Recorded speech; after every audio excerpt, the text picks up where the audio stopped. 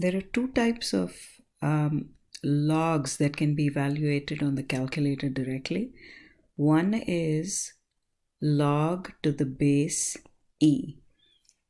If a number is, if we're evaluating a number or log of a number to the base e, let's just say it is log, then that is the same as ln of x.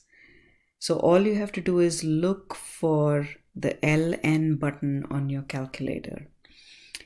Now the same goes with log to the base 10 of any number x. Notice that on your calculator you'll have the log button, which is the same as log to the base 10. And once you find that, you can evaluate the log to the base 10 of any number x. Now, what if we had to evaluate the number log 5 to the base 4? Now, we can do that using a calculator, but before we enter any numbers into the calculator, we have to use the change of base theorem. Now let's see what the change of base theorem is.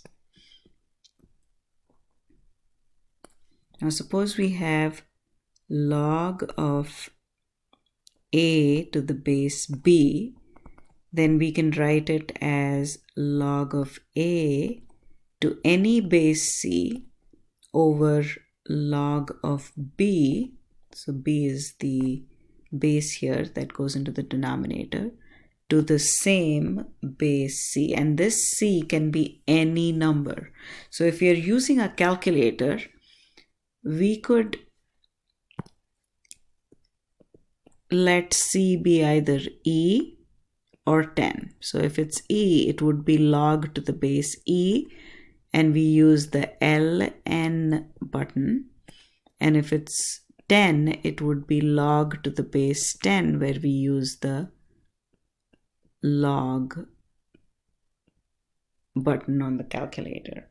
So log 5 to the base 4 is log 5 to the base e over log 4 to the base e, which is equal to ln of 5 over ln of 4. Now what if we have log of 7 to the base pi? It would be log to the base e of 7 over log of pi to the base e. So that would be ln of 7 over ln of pi. And we could use log to the base 10, in which case we would get log of 7 over log of pi. So log on your calculator would mean log to the base 10. It's the same thing.